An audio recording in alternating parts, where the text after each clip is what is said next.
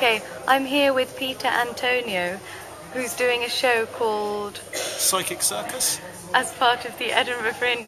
Peter, how long have you been doing mind reading?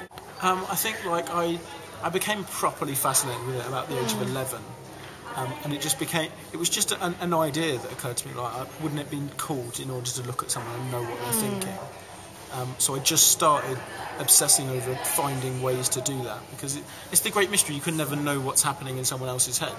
So could you unravel that great mystery of what is someone thinking? So I started playing with little games and then sort of slowly building up. So it started to be sort of simple things like, think of a number between 1 and 4, and then you start going, okay, think of a number between 1 and 10 now, and now think of a person, and you just sort of start scaling it up. And it's been, sort of it very quickly took over my life, and it's something that now is just ingrained in me. So did it come from your inspiration, or did any other inspiration, did you get inspired by any other person or any other thing? I think the genesis of the idea was very much like I was sort of a slightly nerdy child and loved like the X-Men and things, and sort of Professor Xavier with his mind-reading abilities, and sort of seeing that and trying to take that in almost a literal thing. So like, okay, so I appreciate that's fiction, but how could you recreate that fiction? How could fiction mirror life? How could I be sort of a real-life Professor Xavier? So you've been doing it since age 11. How many years is that now? I've just turned 23. So that'll be 12 years? Yes. My maths isn't very good. Did you?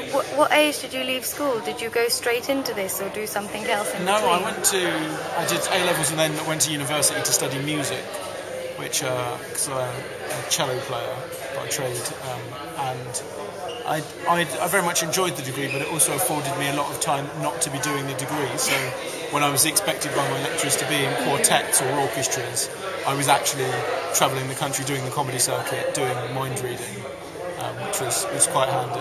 And do you miss the music, or do you feel that your show is musical in the way it works? There are in the longer hour and a half version, because I try and write a new show every year for Edinburgh, but the show that I sell companies moves much slower because it's the sort of the best of. Whereas in Edinburgh, I'm trying out some new stuff. The hour and a half show has some music in it as well, because I do miss performing a little bit, but obviously I don't have a band to back me. So instead, I'll have people sort of think of a song that means something to them that's really important, and then try and play it on the piano or that sort of thing. So we just have extra.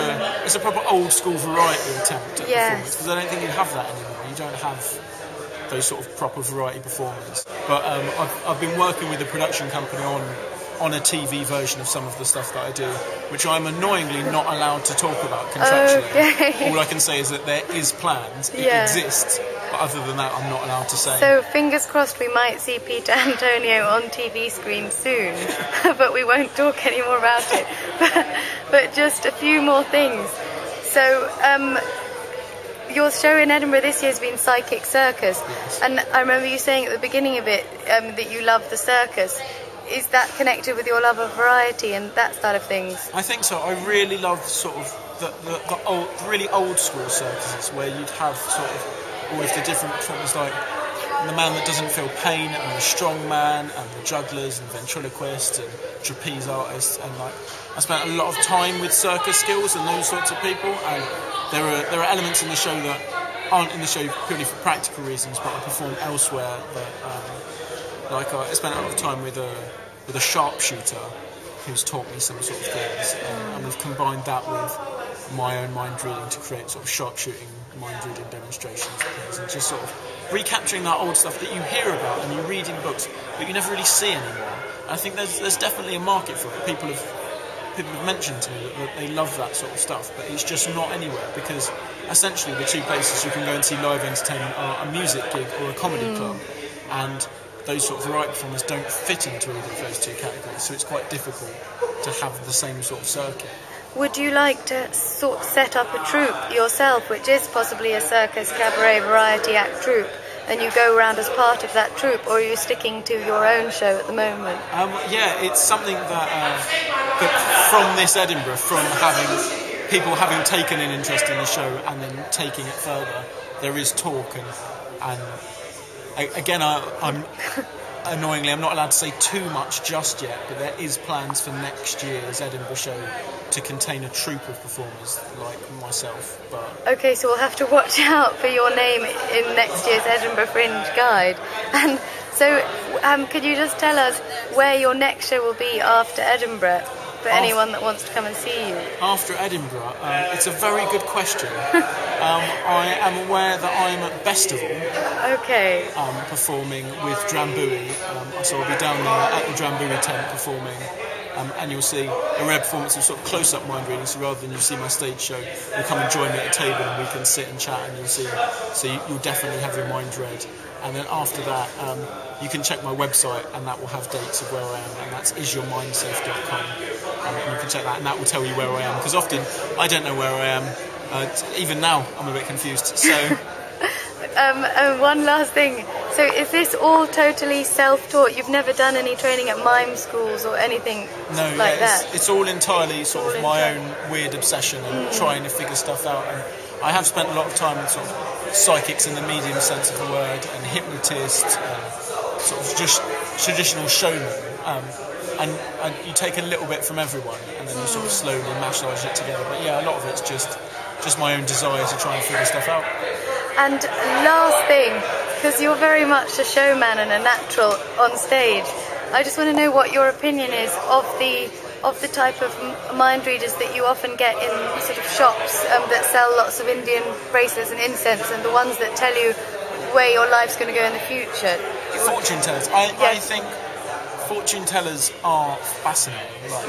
A lot of my time at the moment, along with the circus research, is spent researching fortune telling and its histories and the social uses it has, because I think a lot of skeptics say it's useless, it's rubbish, you shouldn't pay for it, you should ignore it. But in the same sort of way that the Scientologists say that about psychotherapy, and there is a remarkable parallel between fortune telling and psychotherapy, to the point that my personal interest is tarot cards. I'm fascinated with them, and they are essentially a prettier version of the Rush-Hour ink blot tests. So there is very little difference between the two. They're quite a projective test. So to pay someone £150 to go and have Rush-Hour ink blot tests and talk through your feelings, and to pay a fortune teller, is, in my mind, very similar. The only difference is that psychotherapy is slightly better controlled than the fortune telling. But the argument there is that in order to class yourself as a therapist, you actually need no training or qualifications whatsoever. You simply need to ring up Vistaprint and have the business cards printed. So I think that whilst it is inevitably a dodgy world and a questionable world, I think that to dismiss it entirely is foolish at best. Yes, that makes total sense.